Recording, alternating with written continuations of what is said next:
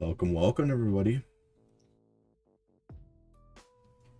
Today we're going to be doing the Property Theft Podcast, and our guest is going to be Ear.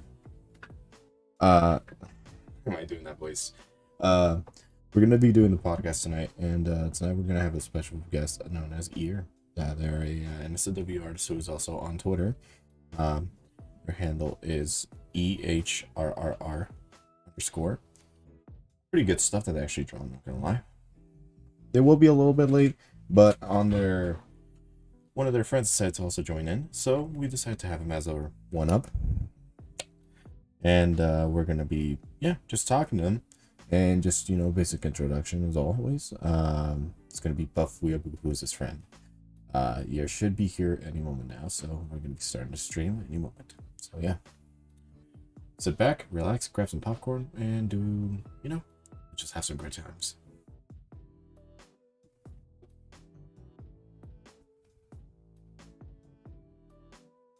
All right, gentlemen, the podcast is on. Penis. All right, and so I did clarify with the people watching right now that you will be a little bit late, but it's fine. We're gonna just be talking here for a bit. In the meantime, how are you doing, Buff Weeaboo? I'm doing pretty alright tonight.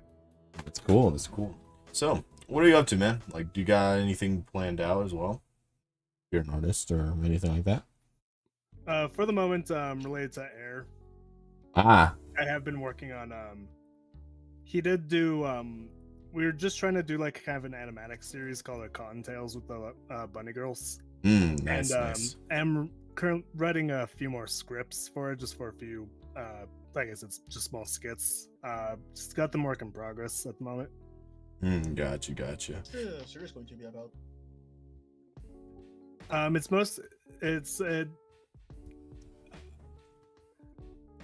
Just those questions just always make me think of just where to start. It just kind of started. As anyone who sees his art, they do know. He does BDSM aligned art, and it just started off with we thought it'd be a funny idea if there was just an inquisition of bunny girls that just went around and pretty much just hazing hazing people. And we kind of snowballed off that because I had I do private writing just for myself a lot of the time, just I have fun world building, and I had a rabbit folk too, and so we just kind of like merged those ideas, and the first animatic he did, which is an academy within the setting,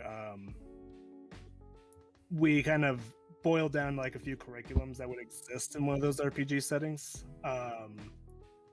One thing for me in particular is a lot of it's a good opportunity to like reflect the culture of kind of something you're working on, it by like what's taught, what's a trade going on. So like if there was a lot of silk farmers, that probably exports was important for them, stuff like that. Nice. I noticed that. Okay. I noticed that most of their artwork as well is focused like mostly with like that kind of like a BDSM kind of look. Yeah, it's mostly on their BDSM account you'll see that, and then or their not safe for work account, and then other than that, there's he does a bit of a fantasy and fashion stuff. I noticed. Well, it's interesting that you actually like work with him at like a certain degree, or at least them. I honestly like haven't really met anybody who really does that other than a few select friends that do that. You cut out a little bit. What'd you say? Oh, my bad. I said that I never really met anybody who actually has that much of a connection to like that much of a big artist like that. Like especially when it comes to like writing and stuff. It partially we've kind of chatted a lot just ever since we met. Just there's a lot we relate on. And I'm sure there is plenty of people like me that there's a lot of people that like to be the idea guy and they think their ideas are just really, really good. Yeah. And opportunity granted, I guarantee a lot of those people just bug an artist to one friend of mine, he gets a 5-paragraph email of just pretty much just an essay from someone Oh my saying, god. "Hey, I have this fantastic idea of something we could draw," Mhm. and then they're just trying to frame it as like, "Oh yeah, it's a good idea for you to follow my ideas." And there's definitely a lot of people like that, but I'm not. It's a little hard to like exactly say what makes me not annoying while those people are annoying to other creators. But a big part of it's definitely just that me and Air relate to each other, and then we spitball ideas. He comes to me for some consultation. Yeah. Yeah. I noticed that you're really good when it comes to doing like background design and stuff like that. Like I honest to God like really hope I can actually get to that level at some point. Yeah, for the I suppose the word is producer. Not to like sound like a fart sniffer saying that, but it is the role on the Contails video. I looked for the voice actors, I commissioned the music, I wrote the script. Nice. So the Air's role doing the drawing and animating, that was the most work, so that was still all on him. But I hope you got paid for that. definitely, I think definitely just kind of doing that role, you're definitely just doing. You're investing. You have to invest in some way. Even if you're just paying cash to hire other creators, you have to. It's kind of coming out of your pocket. Yeah, but you gotta break a few eggs to make an omelet, basically. Yeah, pretty much. And then part of the fun. Oh, there's also just an excuse to just collaborate with other creators too. Right. That one had the 2 musicians and the 2 voice actresses we had. Musicians. Oh yeah, for your new I saw that like on your page that you retweeted the project that you guys were working on. Yeah, it was I just it was just a YouTuber. He just had he just credited his music creator, so I just checked if that person was open. It was as easy as that. Okay. Actually, yeah, no, it's very interesting trying to see like people actually come together and do like projects like that. It's very compelling, especially like nowadays because since we are really much more connected, especially nowadays like in the internet, a lot of people really are kind of just a little bit scared when it comes to doing big projects like that because they don't know if it's gonna fail or not. And honestly, just seeing this kind of stuff is really impressive. Oh yeah, that's that is one factor. A lot of people are to a degree, for on a personal level, it's always existed. People were just afraid to produce because they might be embarrassed about it. But especially when especially just kind of in the periods that a lot of people are just looking for something to punch down on. Yeah. People especially shy to post about that. Like myself, honestly, I've been chronically on the internet since 2005, and that was the first ever piece of content I ever actually put out. Jesus. Yeah. Wait, that 2005? Wait, how old are you, if you don't mind me asking? I'm 20. I'm 28 now. That was 5th grade for me, so that was 11. Oh That my was just when God. YouTube first came out. Oh yeah, no, that's pretty old. I'm technically an OG YouTuber, so I like to just tease that sometimes. Oh yeah, so yeah, uploaded because it was 2005 whenever like the original YouTube was out, if I recall. Yeah, I uploaded a single video, and I'm not telling which video that is, but that technically makes me a OG YouTuber. I mean, you can tell us in text. And then we'll say it out loud. I'm not showing the video. Getting I down. was about to say the Mona Lisa of YouTube. That would be fucking funny. But on the note you mentioned of people coming together, a good what was actually kind of nice to see was it was 2 musicians I hired. One person, he did fantasy music, but he wasn't really available, and then the other one, he did mostly like kind of like a jazz parlor sort of music. And then I was like, I want to work with both of you, but okay, well, if you do something together. But what I actually enjoyed was the 2 of them followed up, because the video came out a year later after we planned on it, and they're like, hey, is it up yet? They just wanted to know if it was out yet. Mhm. And then same with the voice actresses, they wanted to know, and that was actually kind of that was reassuring because it shows that they're invested in it too, even if it was just like a so far one-shot video. I mean, it is still a project, so people do take like their time and determination when it comes to doing it.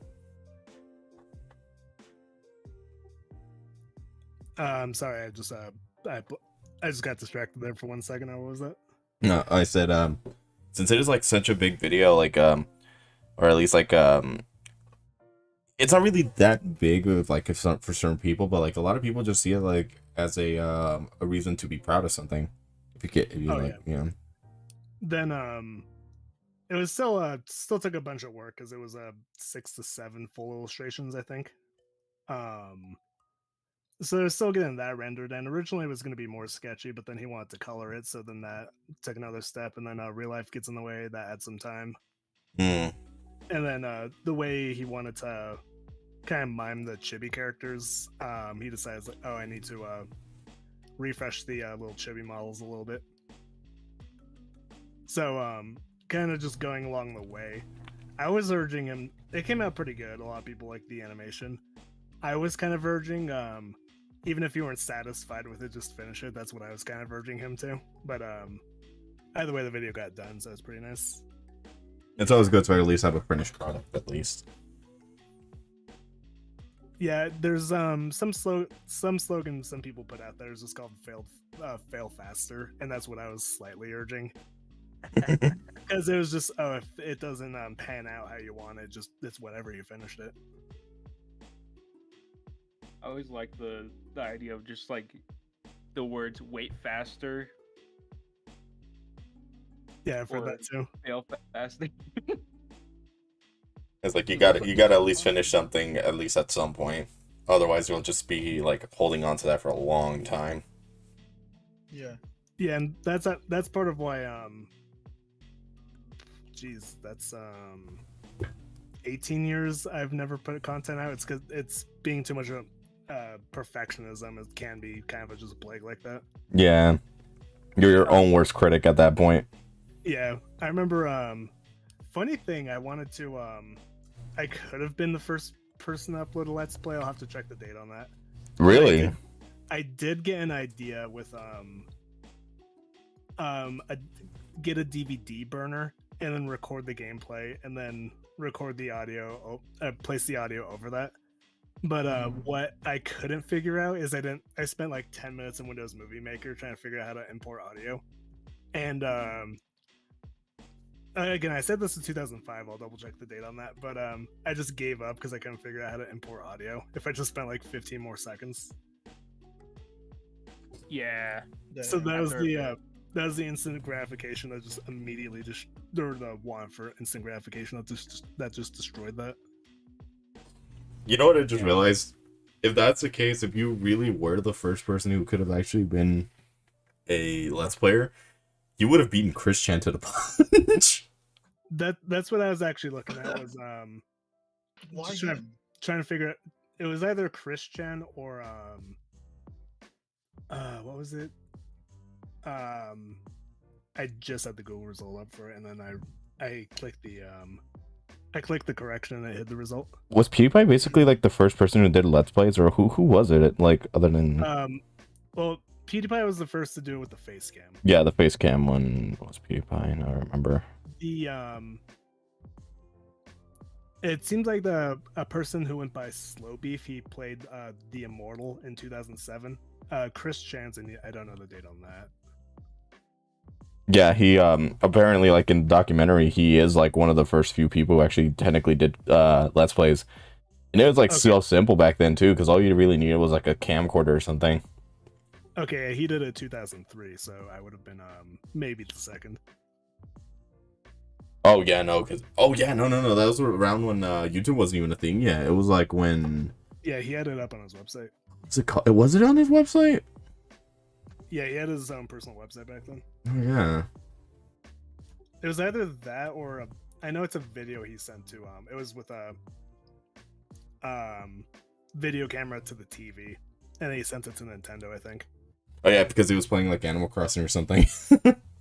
Yeah, it was Animal Crossing. Damn, that's pretty awesome, actually. Of course, it had to be Animal Crossing of all things. Well, he did it so he can like show off his like little thing, and I don't know what he was trying to do, but from what I remember was basically he was trying to get a job at Nintendo. Yeah, that was his he wanted to produce the Sonichu game. The Sonichu game, yeah. So he was like, I'm gonna show you guys that I like Nintendo, so I'm gonna play Animal Crossing. It's like, It was I know he got in a magazine from that. I don't know if he was going for the magazine appearance, but they did feature it in the magazine talking about his town. Apparently, I feel so bad for that guy though. Like, not gonna lie, but at the same time, I kind of don't, because from all the shit that he's done. It's a weird dichotomy that they're not the best person, but they don't deserve a lot of the crap that happened to them either. Yeah, no, like that they've had a lot of issues when it comes to people being downright horrible fucking people. I'm not gonna lie. I'm not gonna fucking defend the people who did shit to that for like to Chris, but it was like it's just bad, man. Like it's just common internet bullshit that just ends up getting in the way, and it just people just get so infatuated with it. What's a little ominous is Kiwi Farms was the primary site. And it went down for like 4.5 months. Oh yeah, I remember that. The whole for the first time since 2007, nobody knows where he is. Yeah, no. People actually thought that he actually like escaped jail or something, and I'm like, you really think that Christian is able to like escape prison? Well, not escape, but it's possible he was let go. There's Really? no word if he's No let go. way. Oh yeah, it's like the whole like. If we're talking about cursed artists, we might as well just go into it. Like, what the fuck happened to like Shadman? He Like, I know he got arrested for like assault, but like he's just never. He doesn't do art anymore at all. so I'm vaguely kind of just in the circle of that, but as in I just kind of know what happened. Oh really? But, it was the streamer he doesn't want to be named just because he's trying to get off the internet, so I won't name him. Gotcha. But All he right. Then. mentioned he did live around LA with Shadman.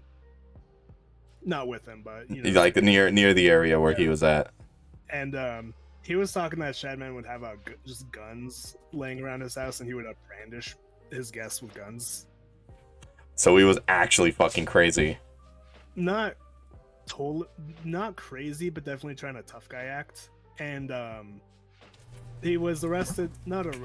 He was arrested and then let go to be put on trial later. But it was assault with a metal weapon. So it's within the behavior that streamer I mentioned discussed. It's possible he was just on a night walk and he just threatened somebody with a gun or threatened someone with a bat he found, something like that. Wow.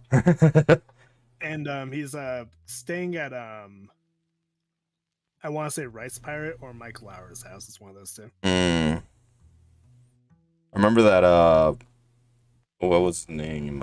He was also like a really prominent creator in Newgrounds. I think it was like FlashKits or someone else that like completely like defended Shadman to the teeth. Like I know we're not really supposed to be talking about him because this is not really like the episode for that kind of stuff. But I honestly just rather wait for Yer to come back. So we're just kind of cut to just add some conversation pieces here. I think it was. I think you're thinking of Spaz Kid. It was him. Yeah, it was Spaz Kid. It was Spaz Kid. Not the Flash Kids. It was a completely different person. But like he defended him like so heartily, even like after the whole Wolverine thing.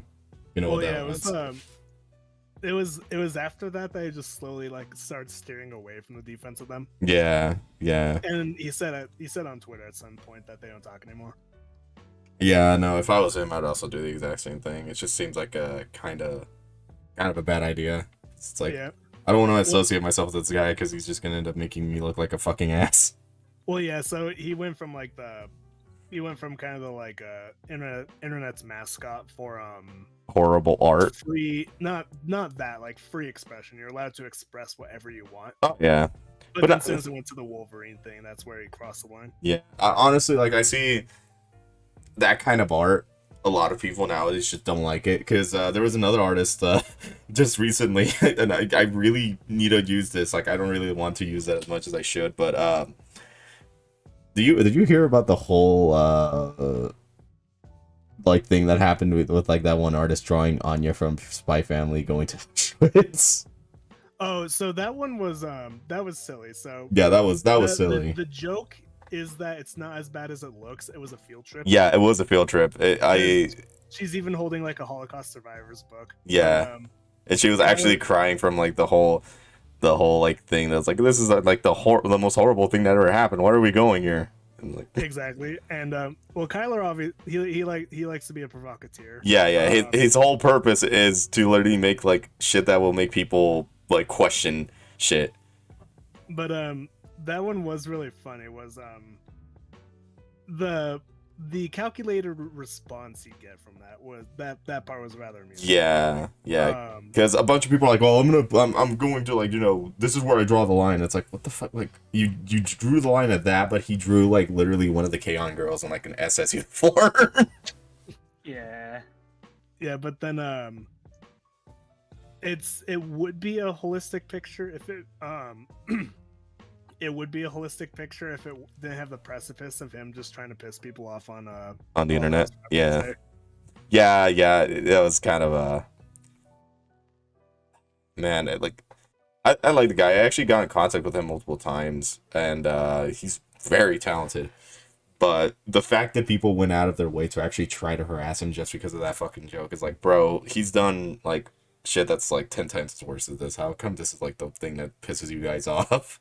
Like, it is, I know, since it is like, you know, in Holocaust Survivors Day, that was, you know, that may have been a little bit too much, but at the same time, like, the whole purpose of his account is just to provoke people. Yeah. One thing I could just kind of wonder, I did wonder, how many people not liking that picture didn't know that Spy Family was in Germany, or like some weird like pseudo Germany. It's Cold War West Germany. Yep. So that would be a field trip that kids would go to in that era. Yeah. And so I don't know, but like I said, it would be a rather holistic picture if it wasn't if it wasn't for the fact that he was just going for the reaction. Yeah. That's one of the main problems I have with like people nowadays when it comes to like doing art. Because ever since Shadman, like people have been trying to push that envelope. I've seen a lot of people trying to be provocative when it comes to doing their art, and I seen that with like Kyle, and it's like I saw this artist, like I'm not gonna like, you know, name who it is because I don't want to start shit, but it's they literally said like, I kind of hate Shadman because they started this whole trend of like having artists be fucking edgy for no reason. It's like, well, isn't that the whole point of being an artist? Is just to provoke? Like, you're kind of making stuff that will make people question it, and it doesn't even have to be something like that's horrible. Like that's literally what the fundamental thing about being an artist is. Your imagination will cause a form of, like, you know, a form of people having to change their views on something. And that doesn't go with just like, you know, edgy stuff. That can be with like romantic stuff or like stuff that makes people like feel. That's basically at least my philosophy. Yeah, and then he doesn't do just the provoking. He does some good pictures, some cute pictures. Yeah. There's some like cute stuff that he's made and like some funny stuff as well. My favorite is the Vegeta and Bulma, and then that one's nice. Or the Vegeta in the Sanrio Peru land with the pink shirt, and then it says Mia Spolsel. Oh yeah, that was cute. I think my favorite has to be the one with Power as president, and they're just saying, "I will make the worst things possible." I'm capable of making worse things. I'm capable of making worse things, and it's super funny. You see, I would make that kind of content, but the problem is I kind of stuck myself with being I don't know what kind of artist I am. I just draw. You do thing, and thing will be good to people, pretty much. Yeah. Basically, yes. It kind of goes full circle. I'm scrolling through his feed. I see the Chris Chen and Core picture he did. Yeah. Like, it's so bleh. The The one thing I thought was funny at the time with that one was I suppose when it comes to the provoking ones, the new Spy Family one takes the cake. But I thought that one was funny because just a lot of people not. It's a weird side subject. Some people don't think it should be the case, but a lot of people have been on the internet since like before 2010. Yeah. They're like, oh yeah, this place is aggressive. Don't let it bother you. And obviously, there's a whole there's like at least 18 years worth of people who didn't grow up with that and are on the internet now. And so That's obviously, crazy to think, honestly. yeah, and so they may have these opinions, but well, I just saw one person. Some of the comments were just, "You can't, capital can't. You are not allowed to draw a bat Christian as an anime girl." But it's like, what? He can. It's literally the He internet. can, like, dude. Like, Well, you know what he would do? It's like, okay, watch me. Like, It's exactly that. Is the moment you say you can't do this, someone will immediately just be like, "Fuck you, I'm gonna do Well, it." But to be more specific, that one comment was like, there's just a general sentiment that you can't draw or you shouldn't draw somebody who did something bad as an anime girl, but it's not illegal. Yeah, I mean, like, So you're not literally gonna go to allowed jail for it. I mean, what the hell is?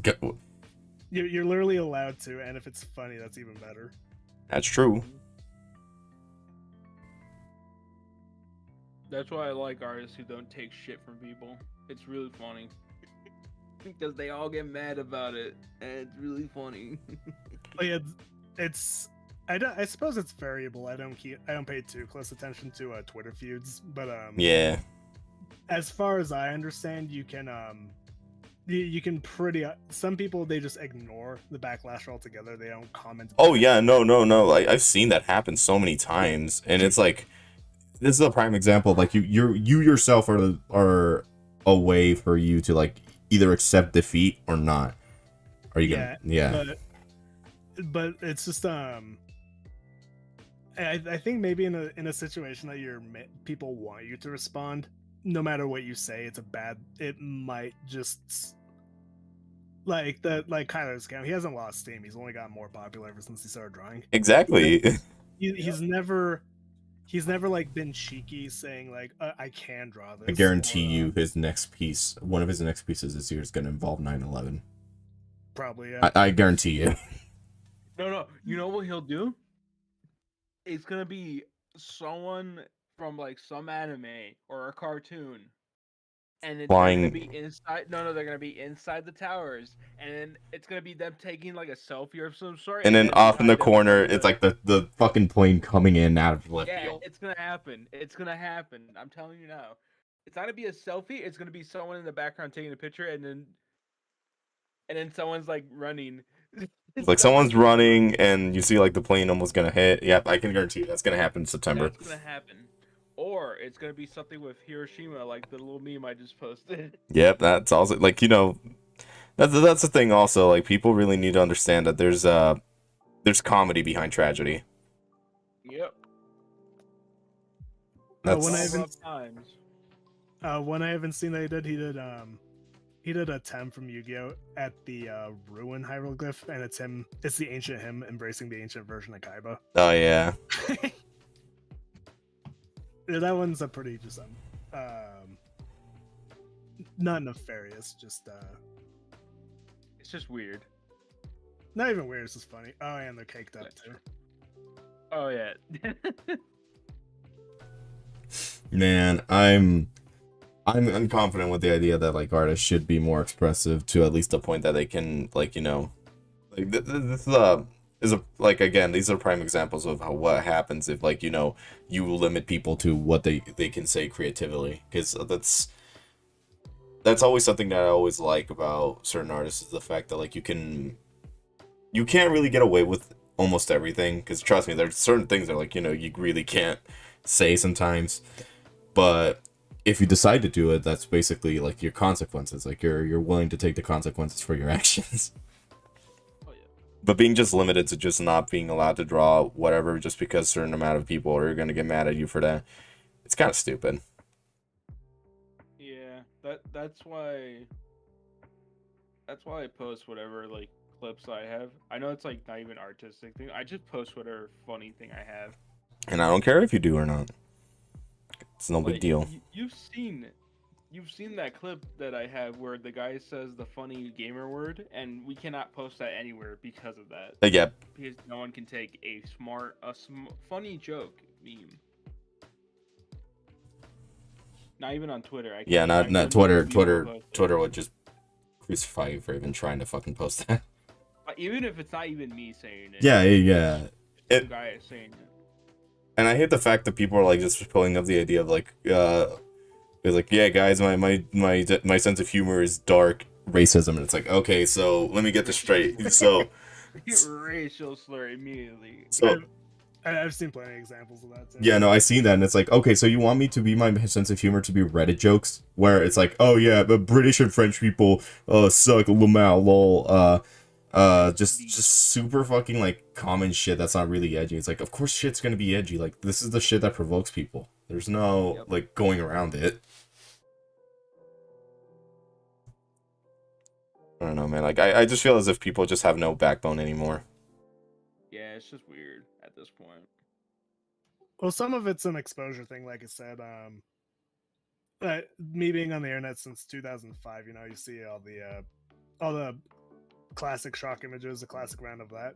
Yeah, the goatsy shit, everything. Yeah, I don't want to say like, I don't want to like sound like, oh, I'm so thick-skinned or whatever. It's just I'm not phased by a lot of stuff, unless it's like something creatively cruel or unusual, or like very unthinkably creatively weird. I just don't get a reaction out of that.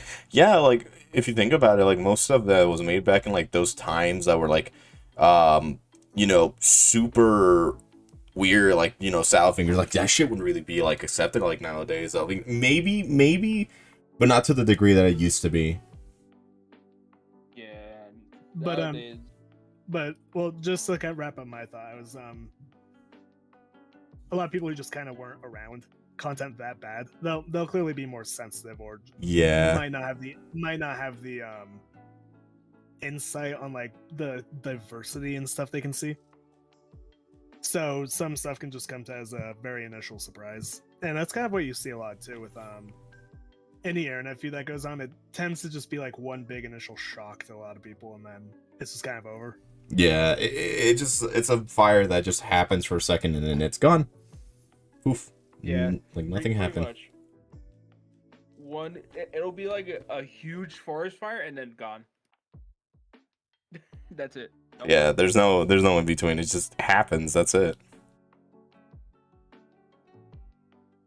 You say one small joke that is towards anyone, like whether or not it's like race or Class, whatever, anything in kinda- between. Yeah. anything. You immediately get crucified because, oh, I decided to make a funny joke that is actually funny to people who kind of get it. Even like in certain cases, it'll be funny to those who are that same person, whether or not, you know, whatever variables and stuff like that. They won't get mad, but the other people who will get mad for them in quotations, but they just want to be mad. Just for the sake of being mad. I don't know, man. It does seem like it's kind of a catch 180. It's unnecessary to a certain degree. It tends to be if it's like a big enough person who's upset at what was posted. So every occasionally you'll see someone might be bugged at just like one picture, but that comment has no engagement or whatever. But if it was someone with a bigger account being bothered by it, then they'll spark a reaction that way. True. Yeah. Of recent times, I'm pretty sure we've all seen it, but with the whole thing with Mr. Beast and the whole yeah. Oh yeah, that. That one was funny because it was like irrefutably a good thing he did, but it just didn't sit with people. And it doesn't make any sense because it's like, bro, you're getting mad at him for helping people who have like difficulties trying to pay off an expensive as fuck surgery. Like, Yeah, but what's going on? we're talking about the whole Mr. Beast thing and the curing blind kids, or not him curing, but more like him paying for and it. paying for like a really expensive surgery. and people getting pissed at it. It's like, well, you could have used that money for something like, you know, sending it to like help out people in Ukraine. It's like, bro, what? Like, what? He's helping people he can help right now. Yeah, it's like he's not Superman, bro. Like, what the fuck you want him to do?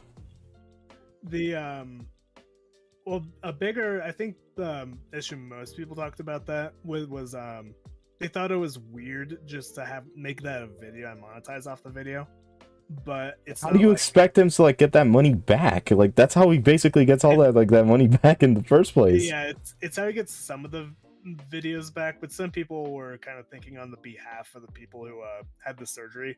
It's like, what do they think? They're being embarrassed and paraded. It was like they probably consented to like Yeah, they of course they would, because they have to sign a bunch of shit and be like, yeah, I'm fine with like, you know, you showing being nice enough to like, you know, give me my sight back. Actually, can you legally sign for yourself if you're blind? I don't know. You could basically tell like someone like, yes, you can sign that on my behalf. Like, you can actually tell them that. Let's see. I'm googling it right now. Can a blind person sign? I think it's more like a word of mouth kind of thing that they had to do. Word of mouth, or they're gonna put up. I'm gonna say a really bad joke. They're gonna put a bunch of dots on like the thing. Shut the fuck up. It turns out if they're just aware and honestly told what they were signing, they can sign for themselves. Yeah, so seeing that it is like that. So talking about Mr. Beast, sometimes I go on my phone to watch YouTube, and there's this ad about Mr. Beast supposedly giving out $1,000 or Yeah, something like that. yeah, and I always like got to the point to like I had to put in my credit card information to pay for something that I'm getting more money for. Yeah, that just seems a little scammy. It's very much a scam. It tells me that I'm getting, since I'm Mexico, the money gets converted. I'm getting 12,000 pesos, but I have to pay 60 to receive it. Yeah, that's a scam. That's what I was Wait, getting. 60 Because- pesos. That's not even a lot. I know. That's like what, $5? Yeah. About $5 or more. So Yeah, I'm you're not getting a lot. I'm gonna see if I can find the ad while you guys talk. You know what you could do just to verify if it's a scam link? Yeah. So, you know like how you hover over it? You look down in like the bottom like left corner, and you're gonna see the direct link like website, like the actual like the URL that's gonna direct you to it.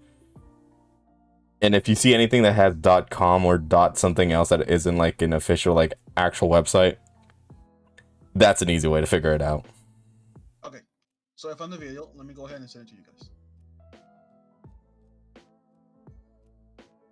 I have to go on my phone because I don't think it appears like on the desktop.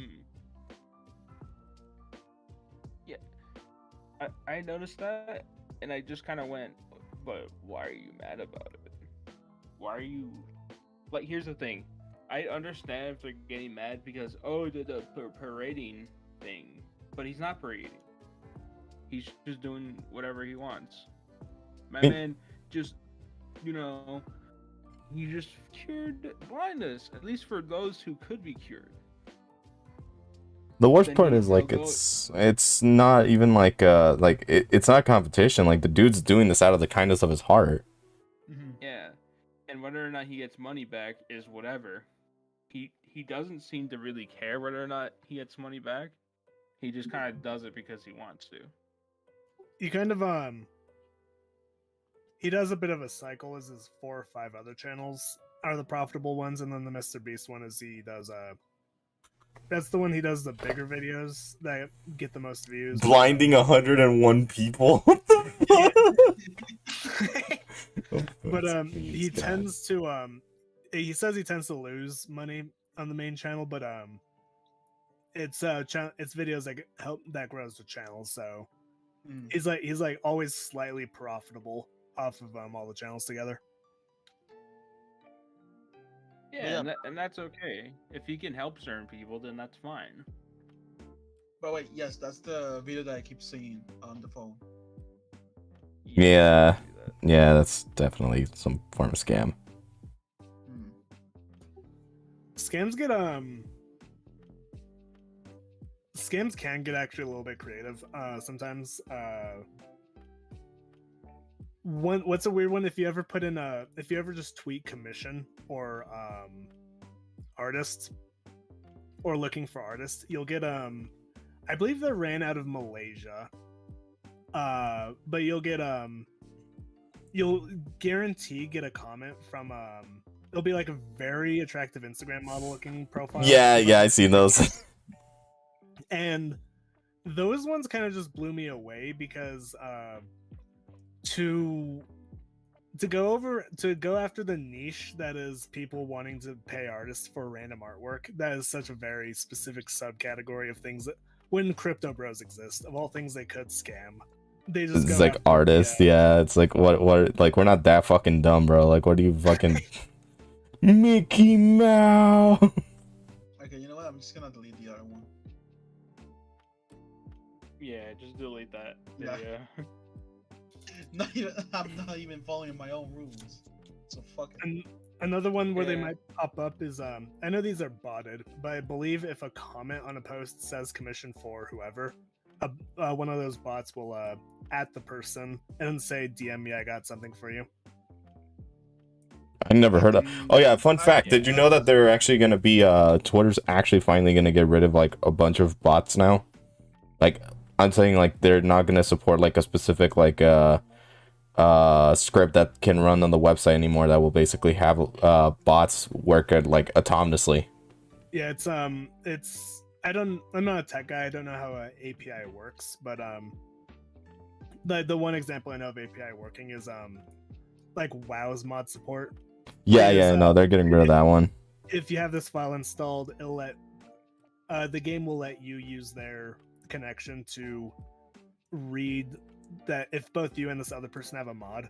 It's like the one I'm trying to think of is like search information in Final Fantasy 14. It's like a little profile you can read. WoW doesn't have that natively, but there's a mod for it, and the API lets people read for those files through their game. And I know that I just know that's called API, but Yeah, they're no longer gonna allow that that type of API anymore. But yeah, so the one thing about scammers is mostly whatever they're trying to do, it just has to become unviable, and then that's the only way they stop.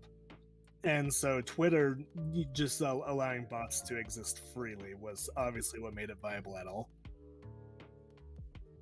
It's funny if you think about it too, because like half the time, like they really expect people to actually fall for that kind of shit too, which sucks because it also happens a lot more than you think it does. But it's just like, you know, people really need to understand how to do like common sense kind of shit, like where they can actually like understand certain things that are actually real. Yeah. But it's also a situational thing. Is I'm rather savvy and vigilant, but actually did fell for like a very classic fish a few months ago. Really?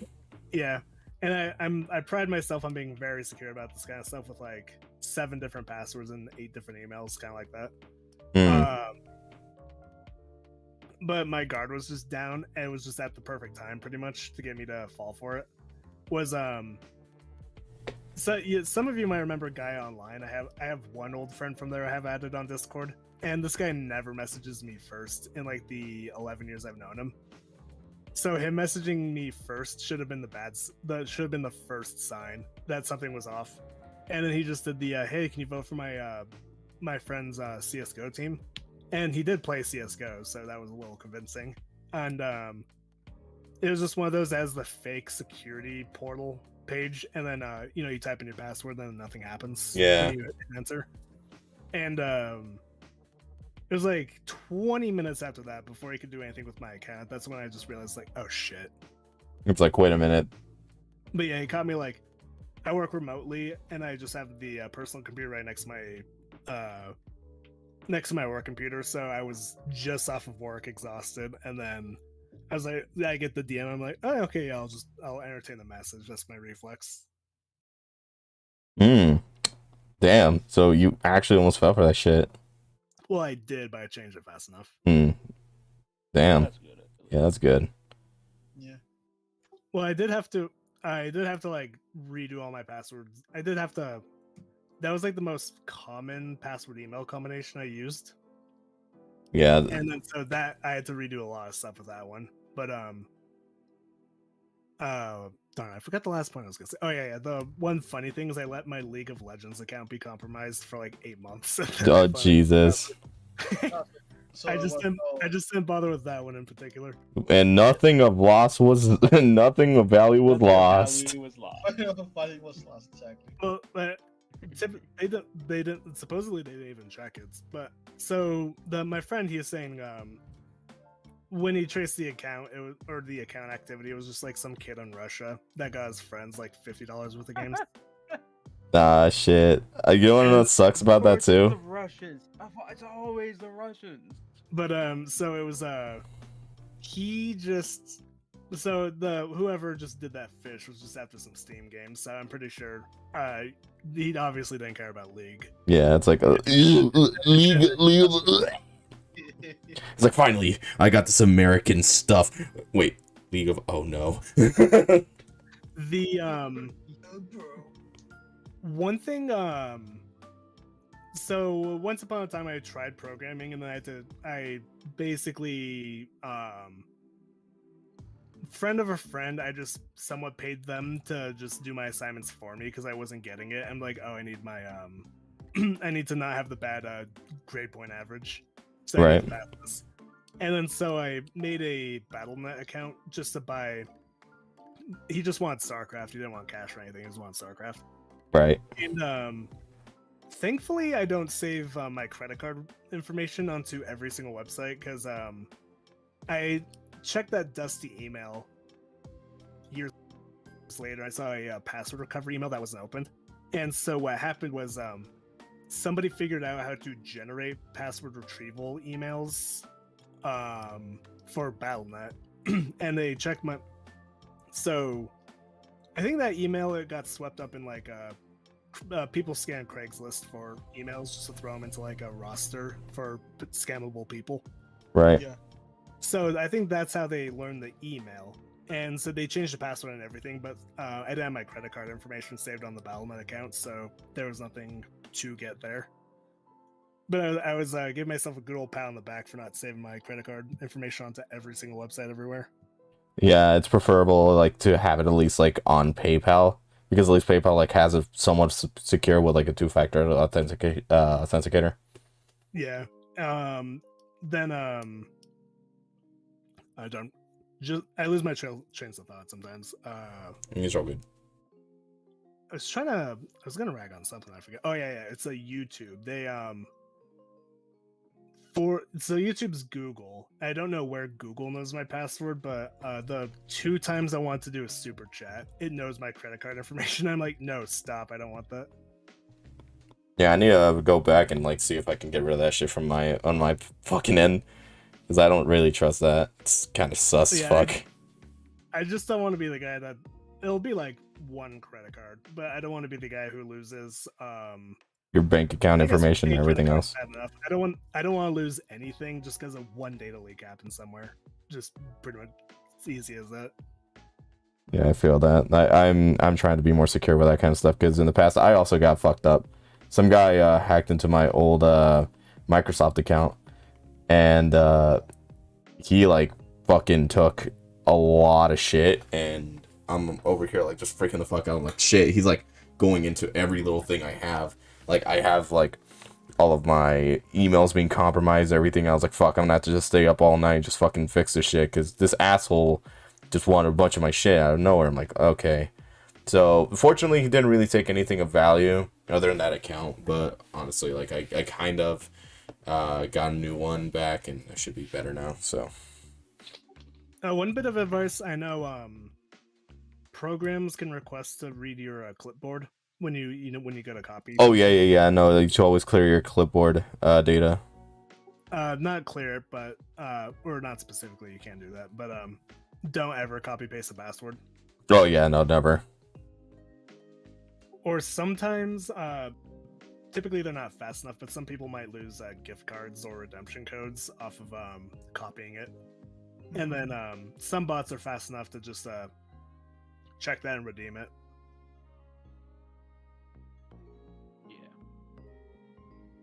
Yeah. Is ER still like taking a while or? He hasn't responded, so I presume he maybe just got home. I don't know what he left for, so Probably want to go do something. could have been a family thing he had to leave for. Maybe. Oh well, it's fine. We can wait. Alright, but I'm gonna give you this. This is how I feel about you not getting scammed anymore, probably. Shut the hell up, Rusty.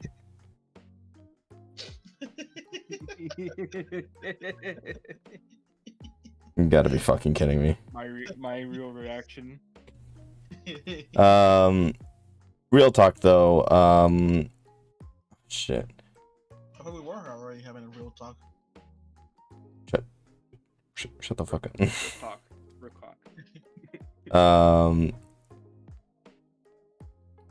All things aside, whenever it comes to you know, all that online security and stuff, what do you have planned exactly for, like, you know, like the next like 5 to 10 years at least? By the what?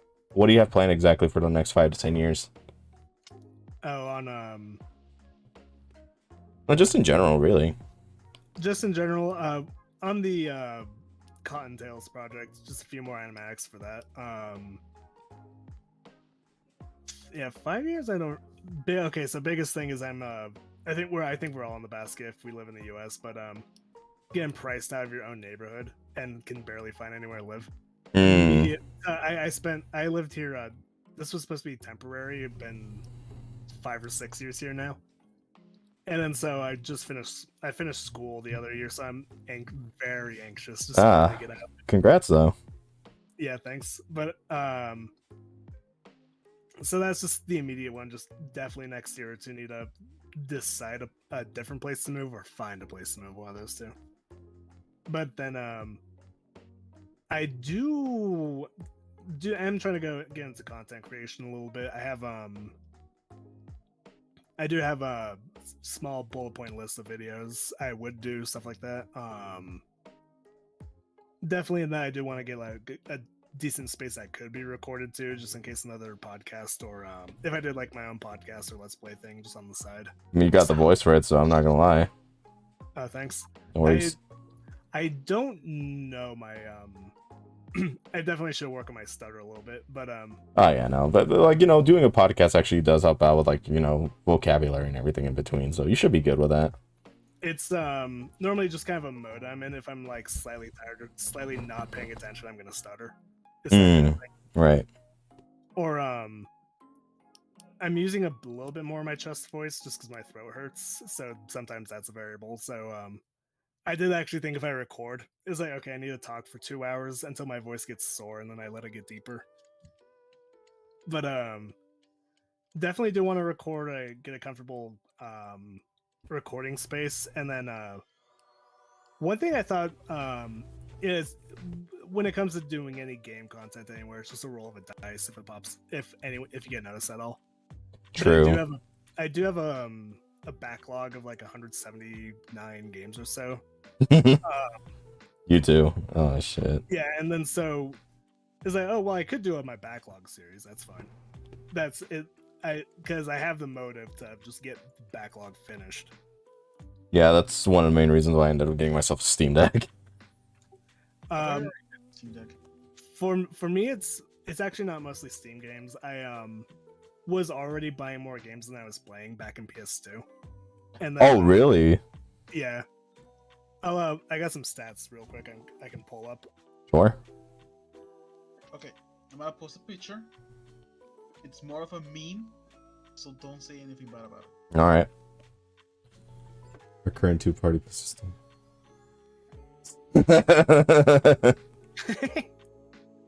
Potato chip. Two party system, original and original, wavy and rippled. They're the same thing. They're literally the same Yeah. thing. All right, so it's the 15 unplayed Wii games, 30 unplayed PS3 games, 19 unplayed Steam games, Jesus. 15 unplayed 3DS games. Those better be good games. Otherwise, you're gonna be going through a slog. Yeah. So I was trying to do the I was kind of doing like a as the thoughts happen Google Doc as I was playing the game, and I tried a Drakengard for the first time, and I kind of blew up a discussion somewhere else I was at when I showed that I just put down I think people pretend to like this game. What, Drakengard? Yeah, I did. I was. It sounds to what people are saying. It's just one of those things that put up with how bad it is, and then it does this one really cool thing. It definitely is sounding like one of those, but I was just vexed. I was very confused about how it was bearable to most people.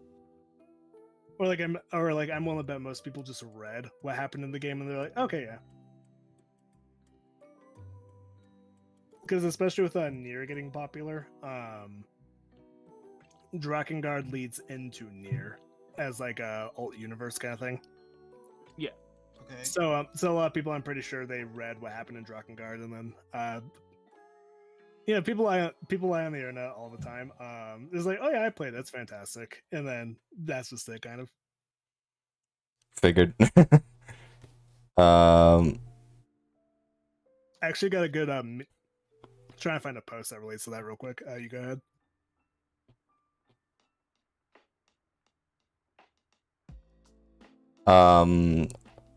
Quick question, actually. What interests you a lot in like an artist, basically? Like what do I like in artists? Yeah, like what do you like about like certain artists? I'm gonna pull up some example. I'm just gonna pull up my likes feed real quick. Gotcha. And then a huge folder just erupts. A massive folder full of the best Like a examples. soda can, like you know that video Coca-Cola is boom up. Yep, that Yeah. one. It's a bit of a variable question. There's like it does vary on like what I like, who I like to commission. I commission commission a good amount of art, but then on art I like, it's just it's definitely variable for trying to scroll down, pick one to talk about. Sometimes it's also hard. I'll look at it, I'll still like it, but it's hard to think of like, oh yeah, what made me specifically like that, because I use it very sparingly. Mm. That one. I like that one. That one is nice. I like the cat. Oh yeah, so that one was so that was actually the first artist I ever followed. Nice. He, back when Galbro had a WTF tag, me and my friends would yuck at that one, and because a lot of his artwork was there, and that was actually his so first artist I ever followed back in like 2008, and that was actually a picture he posted because his cat died. Oh, damn. Damn it, Max, I was about to post that one. Hey man, you can still post it. Uncleansed. Oh. Okay. I'm not going to. But yeah, and I use a translator to comment on it too. He liked the comments. But I was definitely, because he would draw his cat in the several pictures, and so it was like, oh yeah, I kind of knew it. And then the cat dies at like 16, 17. Oh. Status uncleansed. What's your what's your opinion on furry art? Yeah, I'm trying to see if I actually have a furry post liked. Might.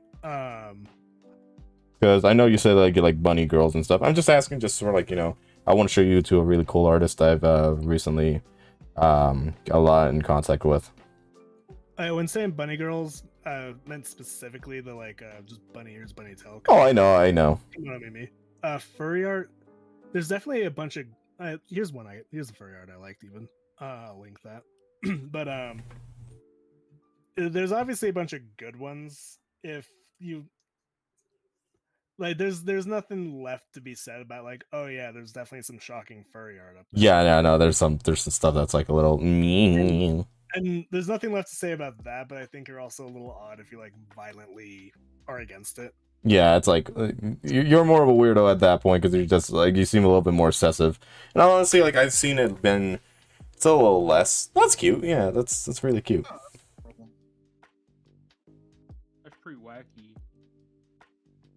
Here's one I really like on the artist Tyrone Stash. Oh man.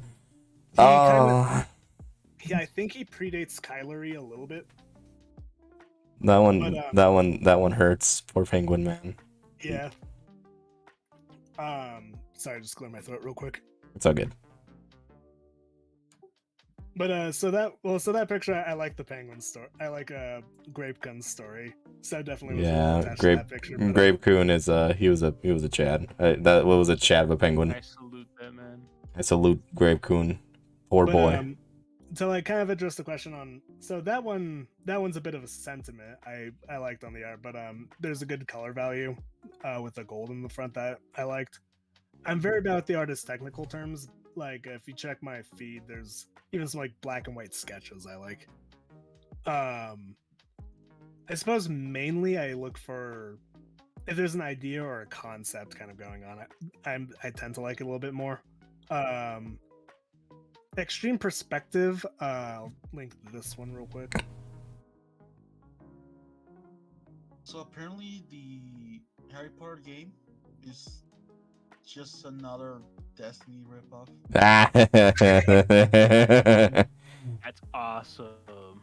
Like a low grade Destiny, and the devs are trying to remove pictures of it. Of course. That's unfortunate. But it's like this picture by the poster Breezy Coon. He has like extreme. Well, so it's a scary busty lady jumping out of a spaceship about to drop kick you, and there's a very intense perspective on that. There's a lot going on, and it's like I enjoy this. I see it.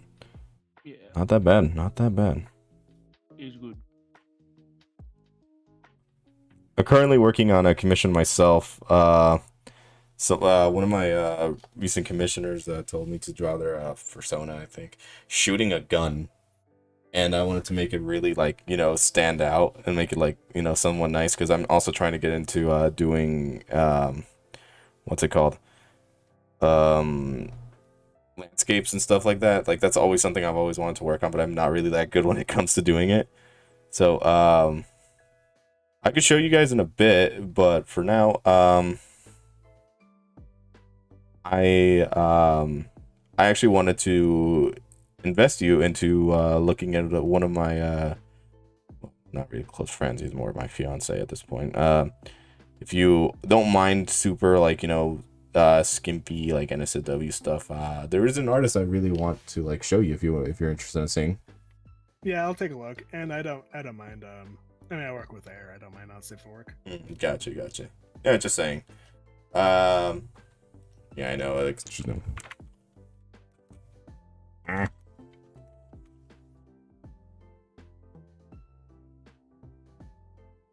Where'd you post that? Here, it's right here. His stuff's pretty good. Very shiny pretty stuff that he's made. Oh yeah, a couple of my friends seem to follow him. Oh hell yeah, no, he's a great artist, and I couldn't find out one thing I want to bring up earlier. Just I was on the note of someone saying they have played Drakengard, even if they may not have. Couldn't find the exact post, but it was actually wait, I do know. I can pull up my phone. I'm on the different accounts, so I can't look at my chat history on the other one. Yeah. But and my phone's very sluggish. It was on just a classic story of people just be lying on the internet. Or people would really lie. Arguments in history. And my 2012 smartphone needs to speed up a little bit. Why do you still have a 2012 smartphone? Very cheap. All right, here we go. Fair enough. Then this is in a very old book, but a Neapolitan fought 14 duels to prove that Dante was a greater poet than Aristotle. At his deathbed, his confessor desired him, by way of penance, to acknowledge the superiority of Ariosto. Father, the dying man answered, to tell the truth, I've never read Dante or Ariosto. So, and this is in 1322. Wow. So in 1322, the guy lied about whether or not he read some poets just to start fights. It's fucking based. He won 14 duels, and to try thinking of that, he obviously did it just for the sole sake of Starting shit. he wanted to start fights or something. And so there's a lot to unpack when you think about it. If even the priest is kind of saying you're going to hell if you don't say Arizona's the better poet, it had to have destroyed the whole villa or castle or whatever that he said he liked Dante better. He just straight up said, fuck y'all, I never watched or fucking read a single poet. Yeah, he never read Dante or Arizoto. What an asshole. And what I like about that is that behavior goes way back. There's like some people recover like Renaissance era letters that were just complaints to restaurants, stuff like that. Really? So Yeah. So you mean to tell me people have done that a long time ago? Yeah, very long. Not as funny, but the I'm trying to think of the one of the first Fertile Crescent civilizations. What was it was not before Babylon. Mesopotamia? Yeah, Mesopotamia broadly. They uncovered a whole bunch of stone tablets. They were thrilled because a bunch of undiscovered stone tablets with clear engravings. Yeah, it's like, oh my god, this is the search of a century right here. It's a treasure trove. And then they read one, and then it's just like 2 goats, bale of hay, some kale. It's like, this is just a fucking shopping list, bro. It was a stack of shopping lists, yeah. It's like, damn, they really were just like us for real. Well, there's the slight implication that these are rather heavy, dense stone tablets, and it's funny thinking that they're carrying those around with them. The funny thing about that is, I'm pretty sure like in ancient Rome, they had like a system where basically it was the equivalent of like an IOU system. So you could like go into like any like restaurant, because they had restaurants back then, and basically put a tab under your name. Like it was I looked up, it was Assyria. Oh, that was Syria? Yeah. I didn't know that. You guys have anything to add to like our whole like history conversation here? Not at all. I know, but I do have like a tiny thing that the Halo community found. What was it? So you guys know how the Halo games are starting to be like be T14 instead of M for mature. Yeah. So on the season 2 of Halo Infinite, there's a brute AI, and now there's leaks for infection for season 3 that instead of being like a normal infected or having a flawed infected form Spartan, it's going to be a brute AI to control the Spartan while killing the other Spartans. Ooh, nice. And people don't like that. Oh. Because they want the flood back. But isn't the flood extremely like terrifying? Exactly. They hate the fact that the game is T14 because they cannot do flood, they cannot do war. They just miss the old Halo where they had like information and they could put a lot of things. Yeah. I can see that. I can see why people are getting mad about it. Yeah. I mean, it's a cool concept. I like it. Yeah. And also on Destiny 2, some leaks about a lore book. Well, I don't know if it's leaks, but a specific page on one of the lore books says that one of the characters, well, it describes the character's nipples. What? What? They're something. boysenberry. Boysenberry nipples. Boysenberry nipples. I don't know how to react to that information, dog. I legitimately don't know what to say. Rusty, you know what character that is? No. Callus. Wait, no. No. I don't want to think about that. Alright, so yeah, that's what I can add for now. Interesting. That was the Halo corner with Echo. Everyone start clapping their cheek. Halo and Destiny corner. So, you're looking forward to any like new games coming up, Weeb Man? That's a. It's a little I'll be Yeah. frank. I basically haven't enjoyed a game since like 2015, pretty much. Damn. Damn. And it was just a situation in my life that like just my love for just sitting down and pouring into a game just evaporated because the people I was living with. Mm. So that's part of what made the backlog stack up, other than the living situation. But since then, actually, I do have an answer. Oh, really? Yes, it's a game I've been waiting for since like 2017, and then it just keeps on getting delayed because it's the freelancer that keeps working on other projects. But so I'm not all that just to kind of say I'm not really in the loop until like something I know I want, that like something I really want has been coming out. Elder Scrolls 6 would be the obvious big one from like any big game company. Oh yeah. We're not gonna. Shit, I totally forgot that was that thing. If it's good, it's not gonna come out until like 2027. If we want it to be good, that's the unfortunate thing. But it's I'll pull up a YouTube trailer real quick. I have to let go of my speech button, but it's called Mineko's Night Market, and it's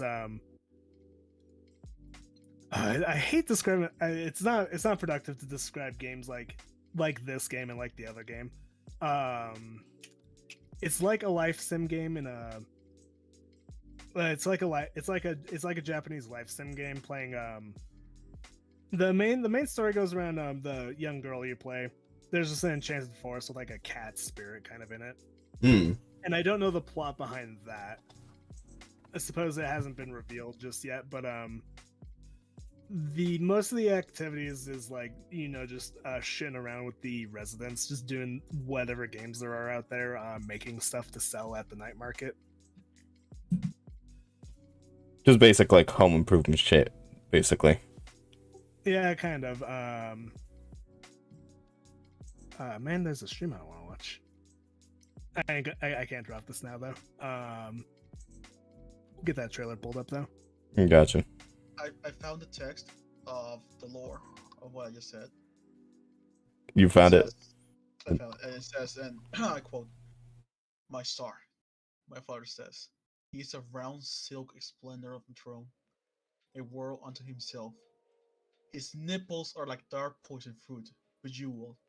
I remember nothing of their taste. I don't suppose you had come home for good." So, someone actually tasted his nipples? Are you fucking kidding me? His daughter. My eyes like flared. I was like, huh? Am I high right now? What the fuck did I just hear you say? Like I just got a flashbang right now. That's what happened. This man just flashbanged us, bro. What the fuck just happened? Flashbangers were words. Damn. Words. And I also found the Comsect of Art of the Infection mode for Halo Infinite. Like I said, go ahead. Sorry to interrupt. What was actually nice development with the Mineko's Night Market. I just saw a trailer from 3 months ago, so that's actually new from what I was remembering. A good development was it was actually picked up to be on the Switch store, so that actually more than anything else made me realize that the developer's still making it. Nice. I remember it was first planned to come out 2017, and then they delayed it on Steam until 2020, and then finally end of 2020 they're like, oh yeah, I'll come to Switch. I was like, okay, what year? Like, oh, we forgot about the Switch port. Oops. Just drops it on like no. Well, maybe not waiting on the Switch port, but when I looked into it, the developer was he worked on like 3 different games in the time he was he since he launched a trailer for his personal game, he worked with like 3 other game studios as a freelancer. Mm. So obviously that would take up time, but it's like every year's planned release end of this year, and then around December 28th on the Steam page, it just flips up to next year. And the game just looks cute and it looks fun. I like the don't know how to. It's a kind of a somewhat like a felt art style. It feels a little felty to it.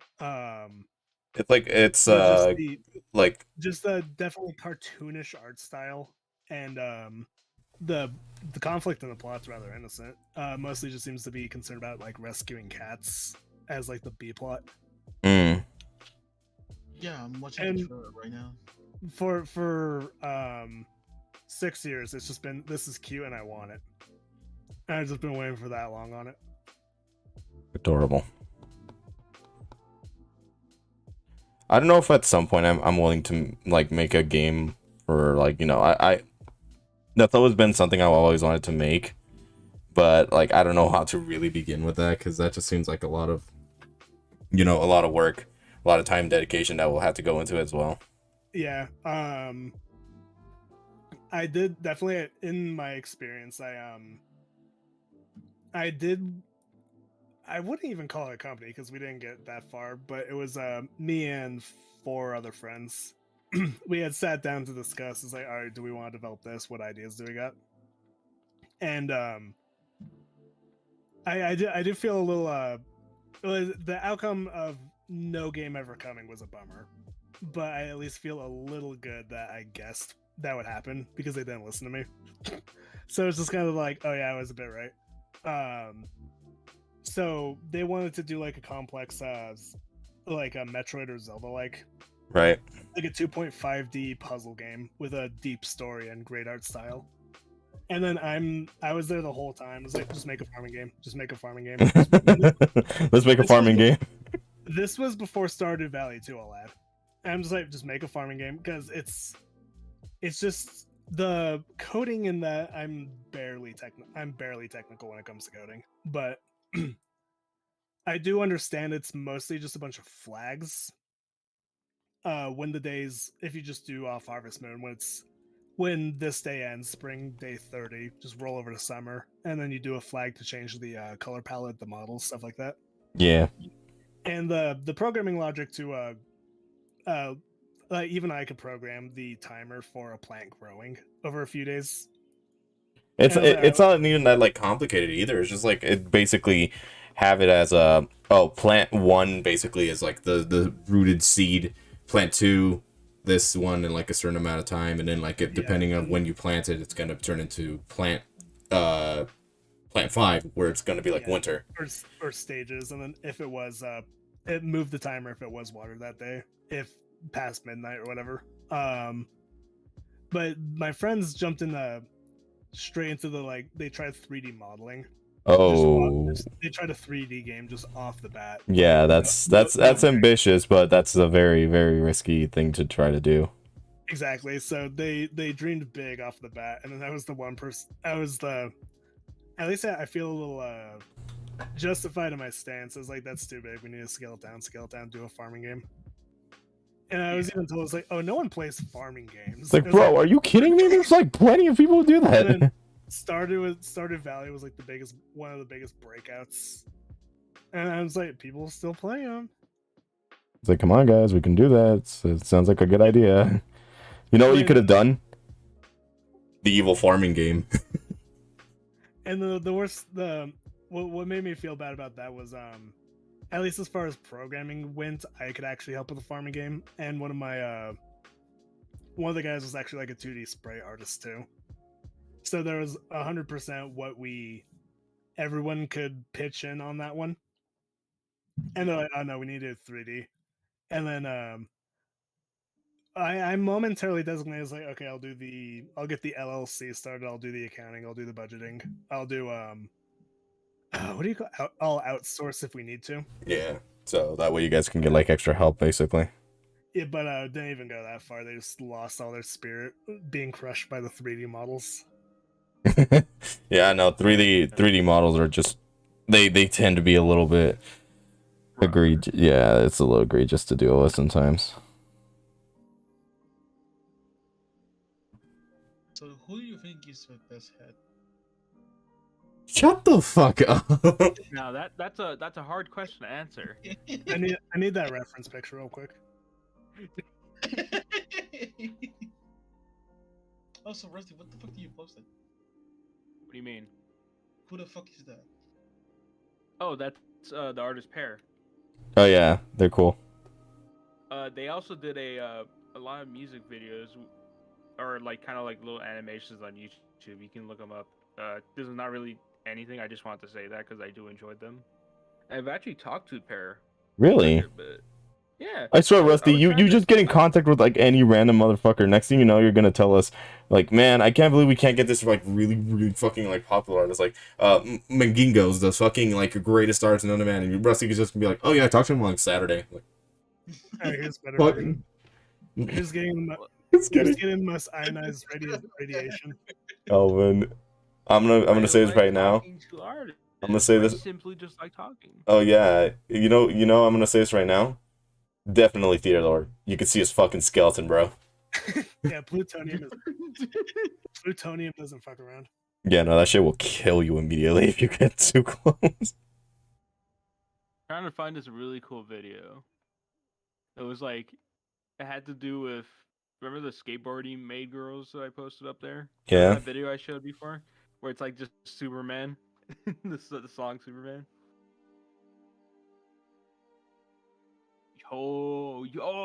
Whoa, she Borden. Borden. Oh, yeah, that's another one by Tyrone. I really like just the surfing on a sunfish. While you're pulling that up, I do got a bit of a. This could turn into a long debate, but All right, let's do it. Fuck it. it's a fantastic post I found that No, not again. already. Truly Real unfortunate. circumstances. Alrighty, so it's atheists. Imagine you're a professional boxer and you're about to score a knockout punch, earning you millions of dollars. But someone in the crowd threw a Christian baby into the ring, which will intercept the punch. Would you kill the baby to win? Oh, Ooh. Oh, hold on, can you say that one more time? it's a Christian baby. Fuck, and I'm Catholic. Alright, so emphasis on atheists because you have to approach this. It may impact the answer if you think of this as if you're an atheist. Or if that changes, if that's the shift in perspective. Imagine you're a professional boxer and you're about to score a knockout punch, earning you millions of dollars. But someone in the crowd throws a baby into the ring, which will intercept the punch. Would you kill the baby to win? Yes. At that point, like it's kind of like a moral like thing, right? Because you're just gonna be like, I can, like, if I'm already like having halfway into it, that baby's getting thrown pretty fucking like quickly. So by the time I'm about to like punch the other guy, the baby's already in the middle. Therefore, the baby is the one that knocked him out. Therefore, he's the one that gets the money. So I raised so- Go ahead. Here's the thing. Is it really your fault? That's No, exactly- someone straight up yeeted a fucking baby, bro. Yeah, that's exactly what Who I the was going to baby? bring up next. Who Was threw the baby? if you consult the It's cool. people meme it a lot, the trolley hypothetical. You're not actually at fault for either outcome. Yeah, because you're like Yeah. you're mid punch. You're about to be like, I'm gonna win, baby. It's like everything slow motion is just fucking punch the shit out of the kid. It's the fault. It's the, in my opinion, it's the fault of whoever yucked the baby straight into the ring. Yuck, the baby. Yeah. Because it's like I didn't throw the baby in there. It's like you're under arrest for punching that baby. It's like the motherfucker threw the baby at me. What the fuck? Like mid punch. For some reason, this. So you have to. I treat every detail in this seriously. It says it's specifically a Christian baby. Oh, then, So- full heartedly, I hope. So, No, so, Hail Mary, full of grace. The Lord be with thee. so to me, taking that factor a little bit seriously, as serious as I can, the baby is smart enough to identify as Christian, so it may Wait, how? How? that's part of the hypothetical. It says a Christian baby. The baby has to be smart enough to Does the identify. baby like fucking pray whenever it's like crying mid like session and everyone's like stand for Maybe, prayer? but Like that's just what the hypothetical says. It's the baby implicitly identifies as Christian, and in my opinion, with that detail, the baby may be smart enough to know it's not your fault. If the so you so at that baby's gonna point, wait, baby's well, gonna be blaming who threw him into the ring. it's fucking Stewie Griffin that we're dealing with, or what the fuck is this shit? Yeah, Stewie Griffin is. And then also, a couple people pointed out when I brought this up earlier, is it the baby's probably gonna die on the landing if it was thrown with enough force to get into the ring. Now here's a real question: who the fuck is out here throwing babies? It's their fault. Like deadass, who the fuck's out here like throwing babies? I Like do love this. That is a good question. Who is doing that? who the fuck cooking out here, man? Like Why? Who and why? I do love this post though, because someone definitely They fucking conjured it need up. Someone definitely conjured this post up as like the gotcha. This is the perfect hypothetical. And I was like, why is someone throwing a baby? like bro, like why? It's like the equivalent of like, hey, if you had a small version of Hitler in your hand, would you kill it? Yes. Yeah, I know that. Fucking uh, Omni boy. that's like- Oh, That's Chris O'Neill's. yeah, Yep. yeah. The Chris O'Neill advocate. Wait, like So- it doesn't make any sense. No, it does make sense. So what the other guys weren't getting was the clone retained the memories of after it, but they didn't. Everyone disagreeing with him didn't understand that part, that it's a clone retaining the memories of the atrocities. So so you mean to tell me that clone would be satisfied with the idea that he did this to a bunch of people? Yeah. Okay, so in that case, yeah, I would kill that fucking thing. I don't want I want a secondary Hitler like running around, bro. His oh, that is a good factor actually. There is in fact a second little miniature version of Hitler, but running around. The specific hypothetical is he just wanted to like ask people. He was trying to like get them to say yes. It's like, would you fuck with a mini person? That was like the whole thing he was trying to frame. Is All right, now let's would get into the conversation about the fucking girlfriend clone. I absolutely love that one. No, Especially the, that would suck. I love that one. And then the you're probably familiar with the Uruk Salad Bar animation for that one. Yeah, that one goes hard. Like he had no reason to go hard with that fucking Right. animation. The shot of Matt kind of sitting slouched with like the white, red on black. Yep. I screenshot that and had that as my wallpaper. No fucking way. I absolutely love that. Awesome. And I signed up for his Patreon, just being like, I need to see if he has that like full original res of that. I love that picture. But yeah, that video goes way harder than it has any. There is no Just wait. Shipiphany. There is no Shipiphany.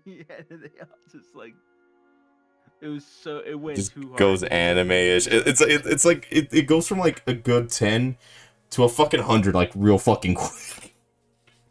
The hypothetical turned into the plot of Evangelion. It did. It straight up did. There is no Shipiphany. Never was. Jesus Christ. It's already like, oh shit, it's almost like 2 hours long, the fucking podcast. I could get going. I could talk about what are your thoughts on Shinto being a matured version of classic shamanism among Ooh. nomads? Shintoism, huh? So shamanism is the practice of spreading basically advice and how to do things between tribes. So like just to pick an area like the Cherokee. Cherokee was a broad area, but they had shamans go from area to area, kind of just they know all this information. Like how to be sanitary, how to gut an animal, stuff like that. Right. And they'd be wise men too. And so shamans were actually nomadic. But what makes Shinto really distinct is it's a very matured version of it, down to it's practically a religious practice. It's not totally like not in the way of a Western religion. It's its own like And how- independent thing, really. Yeah, it is Eastern religions tend to be more of a way of a lifestyle, but Shintoism is a very developed on superstition a little bit too in the region. But like the practices of salting food, salting to ward off spirits was one advice. A lot of the like how to make thatching, how to carve nails, all of that came from Shintoism, and shamans spreading that information. And yeah, what are your thoughts on Shintoism being a year 1300 developed religion? I did not know that. Like, I thought that was just like its own independent like little like cultural thing that was like in Japan. Yeah, it's when archaeologists looked at a lot of the practices, they just connected the patterns of like what shamans taught in all the way going all the way back to Mesopotamia. Hey, They're Grouch. like, no, these are the same exact practices from like here to here. Huh. And then it just kind of Japan had civilization before China, weirdly. Really? As far as, Oh as yeah, far as- because they're the original like people that lived there, right? well, as far as they can find, pretty much. As far as they can find, it for some reason had civilization before China. Hmm. And then so a lot of the they got on the island. There, if you're on an island, you're probably planning on staying there. Yeah, there's no way of going around that, basically. And so similar to like how China ended up way different from the rest of the world around the age of the Roman Empire, it's because it's isolated.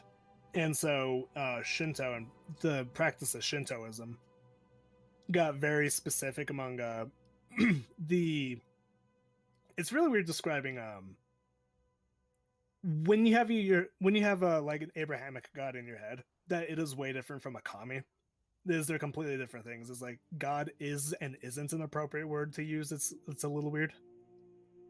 But so the kind of the revering of something as a conceptual, like a hot spring has a kami. Hmm.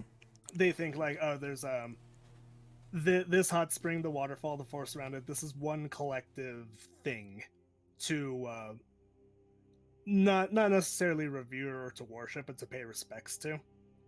And Right. so that was seen in shamanism too. Is I need to look up the exact name of the tribes. The do you know the Oregon coast kind of tribes? Do you know that name? I'm not sure exactly.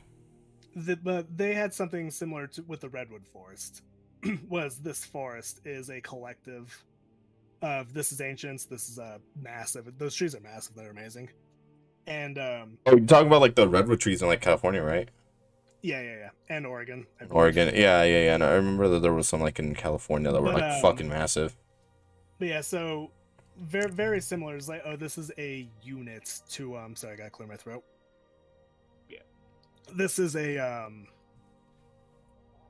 collective thing that pays spirit to, and so a lot of Shintoism is centered around that practice of a huge emphasis on the natural world, as shamanism was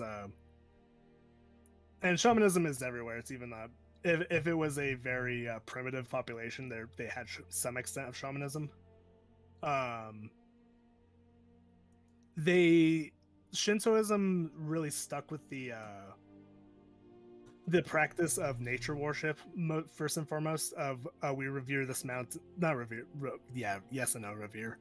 They pay respects to the mountain. They pay respects like this old tree, this hill, this hot spring, this creek. It's basically just like, you know, respect nature or die, motherfucker. Yeah, well, not even die, but just like it's bad for everyone if you don't respect it. Right. So it's because if like you don't respect the this one fruit tree, you kill it, then nobody gets that.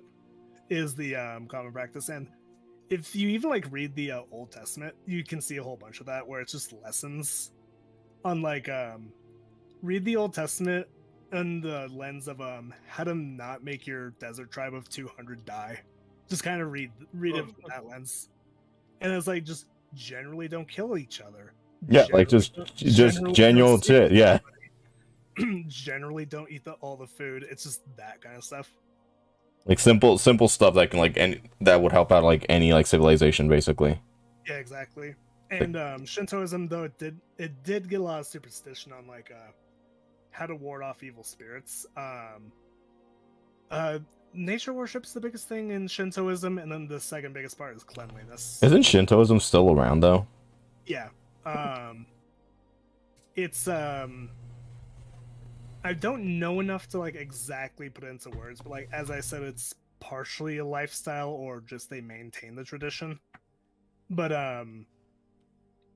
it's not the same as like an Abrahamic religion that it's a faith they pray to.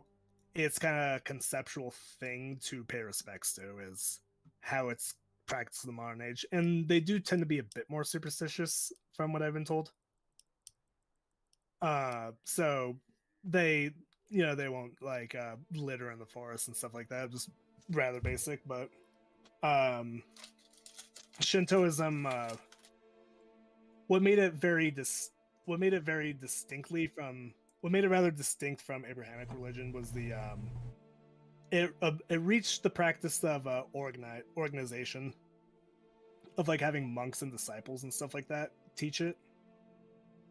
So I believe that is the official class. That's where like some people make an official classification of religion if there was a institution teaching it and raising people to teach it. I think that's the threshold they went by. But That makes sense, I think. But so everywhere else, like we know in Europe, it developed Christianity, Judaism, and then Middle East it went to Islam, and then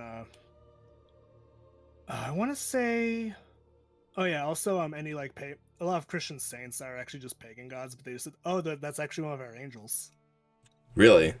Yeah, but trying to think of a Zoroastrianism or Sikhism. Sikhism is also it's I don't know too much about Sikhism, but it's pretty traditional in the if you look into it, you'll see some shaman patterns. By the way, it's in that category too. I don't mean to like interrupt, but I've just finished this piece of art. If you guys want to see it, I put in property theft. I'll take a peek. Oh, that one? Yeah. I like it. Have I seen that talk before? Yes, you have. Trust me. Oh no, so I don't know the name of the character, but some furry dog girl that I know Slugbox has drawn before, and I was. It's Sophie, isn't it? I don't know the name, but I went to an anime convention and saw a different artist selling a print of that character. I'm like, oh hey, I know that. You know what's funny? What? I think I told you guys, but back in 2019, I went to that last year of the last BronyCon around the 2019 era. Everyone, make fun of him.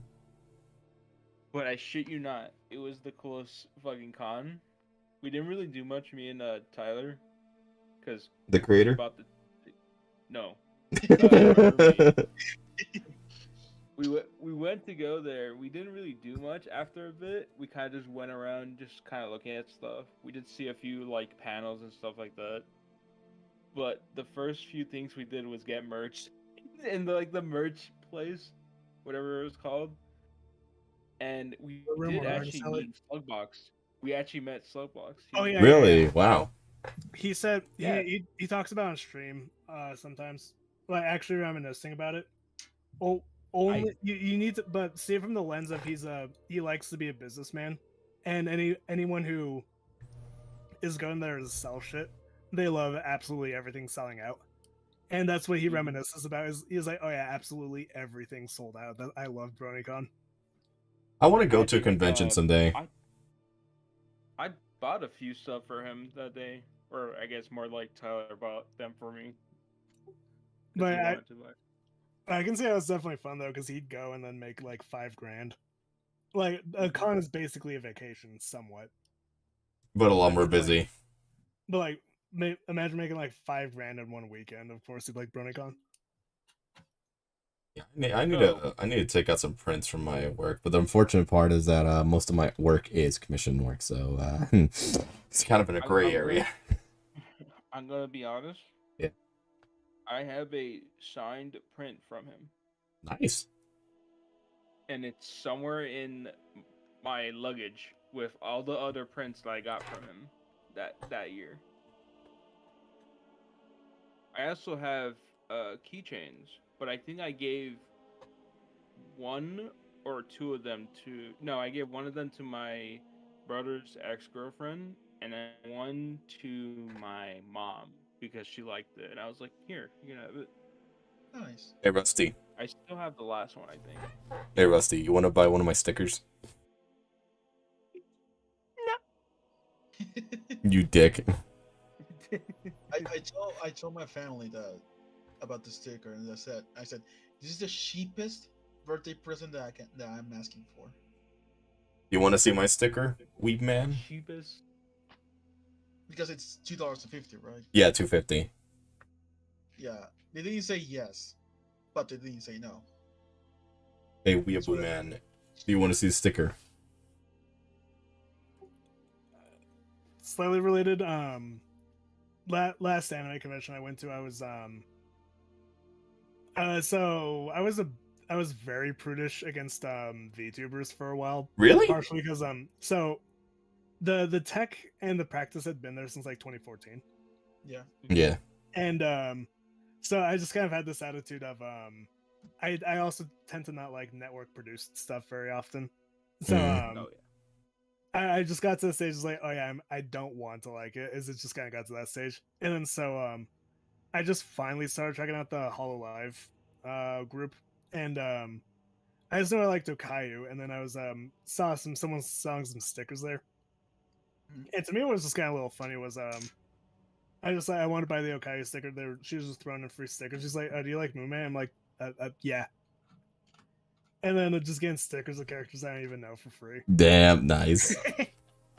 Yeah, Very cool. this decal I actually worked on. If you want to look at it, I'm thinking of also putting it on a shirt at some point, but for now, it's like I want to put it on the sticker. Because the main idea is that I'm going to put it on here because I want to basically have people put this shit all over the fucking place. Like they could put it on like the fucking streets or something and just have them there.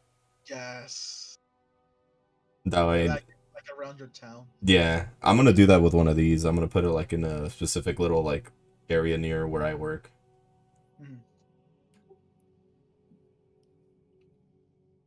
That'll be good. Vandalism, yes, I love $400 fines. It's not even like that. It's a tiny little fucking sticker. There's been like multiple areas where you could just do that. Yeah, there's a lot of places that just have stickers just to have them there. So it's not really vandalism. It's just kind of wherever. One thing that's one thing that's a little odd is it's at least a little weird to see is just being surprised by it, I suppose. I do know there is there is like some 18 plus small anime swap meets around here, like a mini convention in the street I live next to. So I do know there's that, but it's been a few times that I spot a girl with like like for playing Magic, like a big carry case just slathered with loot stickers. What? And then like, I saw one with she had like a bunch of slug box stickers. I'm just like, huh. It's just kind of stuff you never think you'd see, or yeah. Another one was the artist cute sexy robots. I love that guy. At my campus, I saw at least 3 people have his art as phone wallpapers, and I spotted him on Tumblr back in 2015.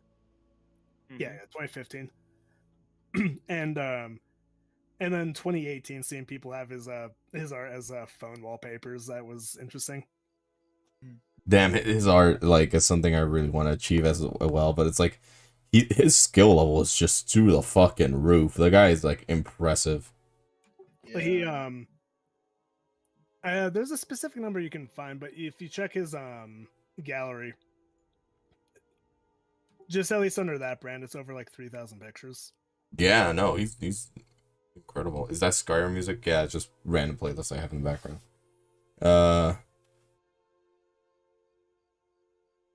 Yeah. So I just saw some news. Yeah. About the new Gundam anime that came out or is coming out. Not sure.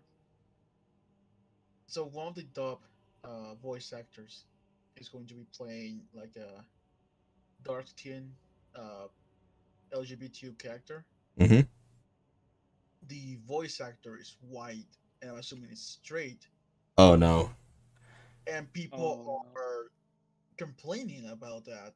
That why couldn't they get a minority and LGBTQ person to play that character? The problem is like Atticus, if he was here, he would be talking about this a lot. But I'm gonna say this right now. That is the stupidest fucking shit ever.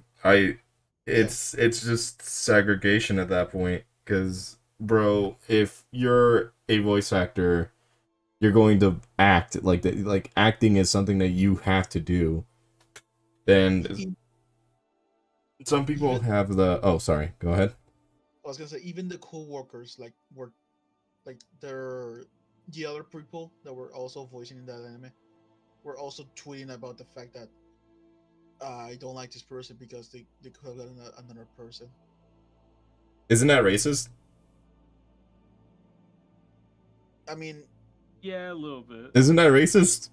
it is, but but us as a society don't see it as as racism if we offend a white person. Yeah, If it's it, a if shitty it society. yeah, if it's a white person and we're making fun of them, that's okay. But if a white person is making fun of a What's up, minority, Pink Case? that's racist. Yeah, I've always noticed that a Yeah. lot, especially like I've already told you about my shit. What happened when I was around her, but it was bad. Like stealing in general or stealing a neighbor shit. We just call it a property theft podcast because it was funny. Yeah, it was pretty much. Also, that we was, like, steal the the time from point. people here, so yeah.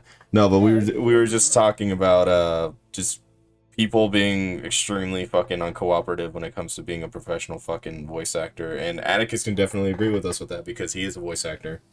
Yeah. He Also, uh, yeah. Another thing. What happened to the table? What happened to the background? remember that I had to restart my fucking everything. We lost Oh, that, fuck. so now we're in an endless void. All right. Yeah, that makes sense for the lore, the Dax lore.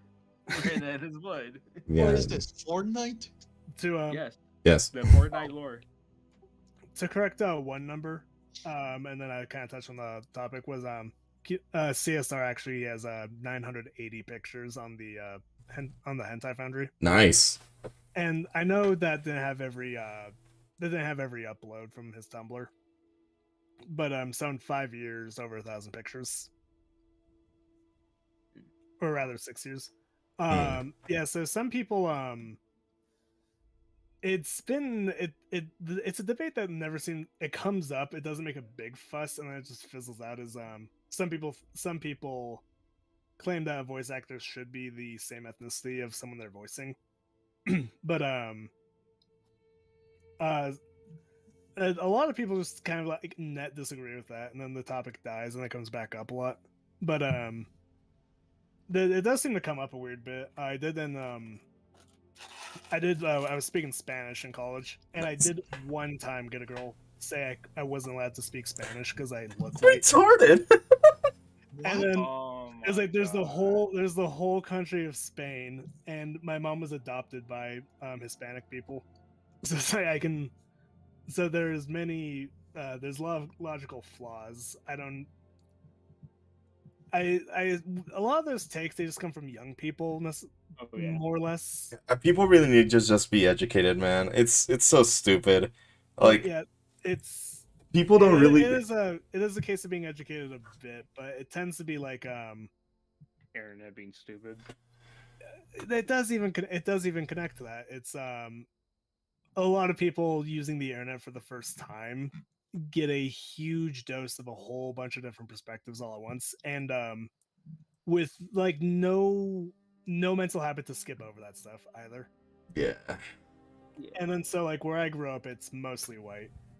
It doesn't surprise me if like someone for a moment thought that oh yeah, so like maybe they read on cultural appropriation and they see a mostly white guy speaking Spanish, they might think that's appropriation. Or that meme of like that white guy just wearing a fucking poncho and sombrero. I think I know the video. He juxtaposed asking college students if the sombrero and poncho look good. Yeah, And that then that's they not all appropriate they all get mad at him, and then like he goes to a fucking marketplace and he's like, "Oh yeah, you look nice, dude." Yeah, there's like that's a really nice outfit. Like you see, the difference is as Hispanics, we have a tendency, because I say this now, most of everybody in here in the server is Mexican. I'm not even joking. Like almost everyone here is Mexican except for a few handful of people. Fucking Radek, who is also in the server, by the way, the guy that I showed you, he's half black, half white. There's also fucking Atticus. Atticus is Puerto Rican, and we can all come to an agreement that the only one thing that Hispanics hate is each other. We don't discriminate based on skin tone. We hate each other just based on where we live. Yeah, pretty much. The most Hispanic people around here are Chicano. Oh yeah, that, And, you'll get that. I will hear Chicanos really, or the Mexican guys will from Chihuahua usually. I can tell from the accents, though they really rag on Chicanos. Yeah, everybody does. I am. You're not the only Scottish person in the server. I also have some Scottish in me, and Andrew as well. That's not a PNG, bro. That's a shitty ass PNG. Alright. Okay, fine. Dak, What? taking the whole voice acting thing and being like the quote unquote being the wrong color. Okay, I know we all hate My Hero Academia, but do you remember the time that people got mad about the whole thing with Mirko's dub? Yeah. Oh yeah, that was funny. They ended up being So- black. That situation drives me nuts because well, so first was that she doesn't even sound black and the voice actress was black. Yeah, and it's like she's but- not even black. She doesn't even sound black. It's like, what do you expect her to sound like, bro? But it happened a bit with Nagatoro too. Oh was, yeah, people don't know that there's dark skinned Japanese people. yeah, Mhm. there are. And Mirko is literally a woman from 100% Japanese from Hiroshima. Oh yeah, you want to know what's And crazy? Hero Academia is very detailed about that stuff. She's a Hiroshima woman with tan skin, and people were like, "Oh, that's a black character." No, there are people in Hiroshima and like that look like They're it's like tan, southern, they're yeah, tan like skin. southern. Like, ironic, I know, like the southern part of Japan has a lot more tannish people because they're closer to like the beach and like that equator area, and Yeah. I thought you were gonna say because they were closer to the explosion. and like that we lost everybody. We were banned. They all left. They all left. They all like immediately started typing to Twitter, just going, "We gotta cancel this guy." No, but But it also happened with Nagatoro was I just spotted some highlight thread of just a Twitter moment of it was someone trying to I don't know a word for this, but sometimes a niche internet community will claim a character. They'll try claiming a character as theirs, oh yeah, and they were saying Nagatoro was black, and then someone said it's like there's tan people in Japan, and then the person said no, there's no tan people in Japan, it's like but there are though. and she's pale, she's suntanned. Haven't they seen the Gyarus? Oh yeah, oh yeah, the girls, yeah, the girls. That's more like a fashion choice, but Oh yeah, Still kind of. but I say Nagatoro isn't black. She's actually Mexican. There we go, boys. There we go. We claim that shit. for I don't know the exact timeline, but I ran into like the end phase of it was a meme on the anime board on 4chan that Oh lord. Oh no. you know what I'm talking about? Yeah, I know what you're referring to. The moment you over- fucking mention 4chan and M phase, it's just everything's going downhill It immediately. was for everyone else. I think if you guessed right, people were doing renditions of people's waifu characters getting pregnant in Mexico. And Oh no. Not the bean, bro. That one's fucked. it Oh, so I don't know how easy it is to stir the pot on the anime board because I don't really go on there. It's pretty easy. It is pretty But, easy. but yeah, it'd just be like, oh yeah, oh this. No, I just took a siesta in Japan or siesta in Mexico. It wasn't nothing. And then they'd be like, oh, we need to think about the population. So it was a meme of just people drawing waifus back on their wave, like 8 months after their vacation to Mexico. It's like Grouch, our Lord and Savior, fucking Grouch showed me a thing where it's like, you know how like white women go into black, and like, you know, what if there's like the complete opposite of that? Asian women who go to Beamed, and he showed me a fucking image of like the fucking wife of Naruto getting fucked by Mexican dudes. I'm like, bro, what the fuck is this?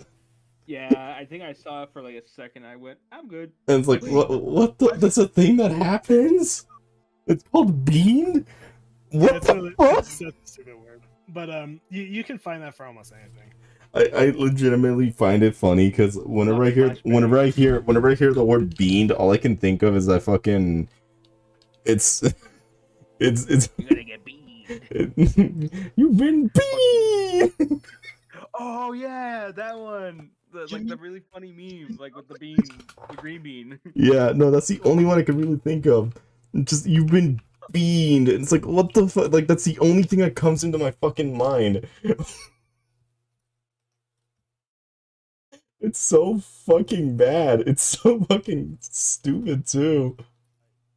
This isn't the thing, but this is about the closest that I can get for gifts. No, I'm talking about this one. I know what you're talking about. It's really funny. It's really funny.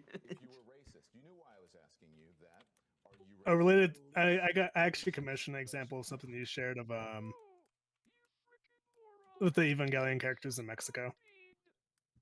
That's because they're super popular. That's. I actually commissioned the same thing with Felicia's Darkstalker from Darkstalker. Hey man, we love Felicia back down there, man. Look, that's Rusty right there. You see that shit? That's Rusty. Yeah, it's me. It has me back there. I'm just coming back with my code. But yes, I enjoy the I like slice of life art of characters just where they shouldn't be in itself is just kind of funny. I've drawn Luna from Hell of a Boss in Mexico and a bunch of fucking people. Oh, I need to tell you about that. No. So back in like it was like last year in like October around that time, or like July, I remember. Apparently like the K-pop group Luna, they went to Mexico, and a bunch of people are like, hey, Luna, because it's exactly the same, it's the exact same name as the character from fucking Hell of a Boss, and everyone just spammed the fuck out of that hashtag with like Art of Luna going to Mexico, and a bunch of K-pop fans got so fucking pissed. They're like, these posts are racist and offensive to Mexicans. Like, bro, half of everyone who's posting these are Mexican. Fuck you mean? Yeah, exactly. Pretty much. I found an official thing made by the government of Nuevo León here in Mexico. Post it now. I need to see. Yo, that's awesome. That's officially made by the government of Nuevo León. That's cool. Oh no. That's Pog. That's fucking Pog. Well, one thing I absolutely adore is so international copyright is like there's a whole bunch of countries in a copyright agreement that we respect everyone's copyright, and Mexico is in that copyright. But we just plaster Goku everywhere, isn't it? It's not enforced. The government doesn't enforce it, and it's just like, oh yeah, we like it, so we're just gonna put it up there. And that's why you see Goku on like taco trucks, and like, and you know that shit's about a butt. Yeah, there it is.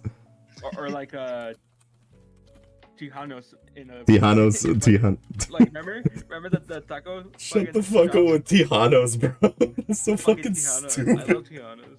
No, fuck you. You're actually disrespecting me because I'm actually from Tijuana. Tijanos. Oh, he's from Tijanos. Tijanos.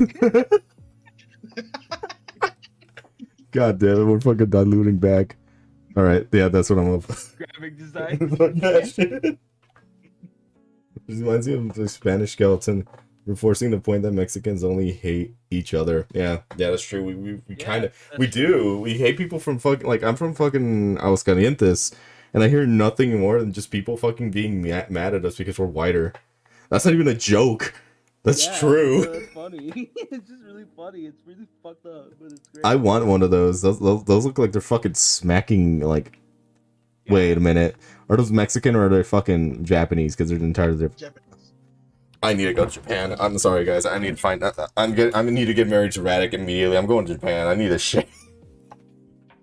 Oh, I didn't tell you guys, but when I used to live in Mexico around like 2013 to 2016. You know what's funny about that though? Like the candy that Felicia's eating. That's not even Mexican candy. It's just straight up American chocolates. That's it. Oh, so that was actually it was actually a Mexican artist I hired for this. He lives in Mexico City. Oh. I see. I gave some examples of candy bars. I don't know if he just rolled with those. I mean, I'm guessing like well, I haven't been in Mexico in a long time, but you know who has Echo? Are those around there? Yes. Okay, good. I guess we're good. Kit Kats, Snickers, Crunch, Crunch.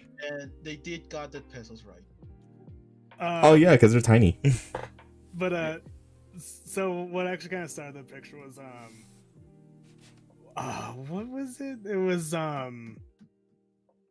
for some reason we were just talking about Felicia for a little bit, and then my friend on his way back from work was he was just doing the thing where you just grab as much as you can in your hand before checking out. Mm-hmm. And he's like, I bet Felicia could hold a lot of candy bars. Yeah, I was because like- she got big paws. And she's got the big paws. And I was like, oh, that's a funny idea. It's like, I actually thought sometimes you can notice a pattern in commissions and you don't know who commissioned it. I thought to do that with Felicia buying candy bars. I was like, that's kind of weird enough, but I mean, it's nice. I like what she's wearing. It's not too really weird. it's cute. But I trying to find references for that. He just went with an Oxo. I was trying to find like really dated pictures with my suburb gas station that was shut down like 2009, and then so I was like, I tried looking up references. So in Spanish, I'm out of practice, but they just mostrar gasolina or gasolina. Nada. Gasolina. Estación de gasolina. Yeah, you said right. Yeah, so I was like, okay, if I look it up in Spanish, because there's a specific Southwestern vibe I'm after, You should I have, look up a gas station behind the counter, and when I googled that, I found a bunch of crime footage videos. Oh, sweet Jesus. I was just like, that's not the reference I wanted. it's more of Oxos being right next to the gas stations. Yeah. And if you want to look up for a specific gas station, you need to type hold on. You need to type this Pemex. That's the company that gives Oh. gasoline down here. Yeah, I remember that place. It was actually pretty cool. And I Wait, was gonna wasn't that? Hold on. What wasn't that the place that the gas stations that like they do it for you? Or is that? I think I'm thinking of a different one. No, those are older gas stations, dude. They no longer do that. Yeah, Pemex is like starting to disappear. But Yeah, because of a bunch of fucked up issues that happened as a reason with people stealing gas. Oh, Yes. that makes sense. and also corruption within the company, but that's another topic. Yeah. They some of them used to do it for you, but some you had to do it because they either had staff or they were busy. Mhm. And I was gonna say the picture that we will send. It is true because Oxos don't no longer give you bags, so you have to actually grab the. Yeah. This They sell- typically they most sell- average Hispanic. Yeah, that's true. You don't know if he's Mexican, Cuban, Colombian. Man, Put a little bit more tan on him, and yes. yes. But actually, I'm gonna have to call it a night here with the stream because we've been streaming for 2 hours, and you guys can keep talking, but thank you all for stopping by. It's unfortunate we really couldn't get ER here. Maybe they just add some other stuff to worry about. But regardless, we actually had a really good podcast today. Any last words you want to say, Mr. Webu Man? I'll just say thanks for having me. Just that. I can trail off on any subject for hours, but pretty much like if I pop in again, don't be surprised if I retrail on a different subject I forgot like an hour-long tangent on. No worries, man. And Yeah. you're welcome to stop by in like our other like group chat if you want to. He's like a pretty chill dude. Like, I don't mind talking to you that much. Yeah. Thanks. No worries. Last week. So the plan, he probably told you, but Air tends to get just a little nervous. Yeah, I feel you. If So if he doesn't mic on his own stream very often, but if I'm like, hey, I'll hop on mic with you if you wanna, and so he's just comfortable. Mostly around, he just knows I can carry a conversation, and I will for hours if I'm enabled. So Yeah. he's like, oh yeah, I can pop. He's like, oh yeah, I could be on with if you. He said he'd pop on here if I popped on with him. I guess he probably went to bed or something. So you're pretty much like his emotional support. Yeah. Yeah, I'm one of his idea guys. I'm the emotional support weeboo. Oh yeah, Mr. Weeaboo, by the way. If you didn't notice, I'm gonna just take this moment to advertise myself, and I'm just gonna tell you right now that my commissions are always open if you're interested. So yeah, you want something nice, draw? Shut up. But no, seriously, like if you are interested in any future commissions, and that goes for everybody, my comms are always open. It may take me a while, but I tend to do my work pretty quickly. Yeah, I always speak too. Awesome. All right then. Well, some more decks. Lol. I was just trying to be humble. I want to tell you guys something really funny. What? This was back in like when I used to live in Mexico, like I was gonna say before. I used to live in a certain part where there was a lot of like anime related stuff. So, and my mom knew I loved that stuff. Yeah. So, when one of my family members had a boyfriend who liked the anime stuff, like really liked it, he had all these cool little stuff like knickknacks and like posters and stuff. And my mom was like, "Hey, you want to come with me? We can buy some stuff from that guy." All right. And- I'm gonna start the stream now. By the way, or do you want me to That's fine. keep going? That's fine if you want to end it right now. But All right. I Good still night, wanna- buddy. The viewers are gonna die to know the resolution. Yeah. Actually, no. Like, Rusty just finished talking about it. That way, don't like lose someone over. All right. So basically, we went over there and we talked with the guy. We were enjoying I was enjoying the guy, and he was telling me about stuff. And then he shows me, and I shit you not, this is the first time I caught my glimpse of it. My first glimpse of League of Legends. Oh no. He was playing it right in front of me. And then my mom goes, "Hey, do you have any like of those posters that you were showing before?" He goes, "Oh yeah, I got a few that I can sell." And then he sells to me the vampire lady from Rosario and Vampire. Mm. Like a really nice image, like a nice poster. Like those ones that are like kind of like body pillows? Like the really kind of like one line kind of pillow, like a body pillow shaped kind of poster. Yeah. You know? And then there was one of Lilith from fucking Darkstalkers, and I went, "Oh, I know her.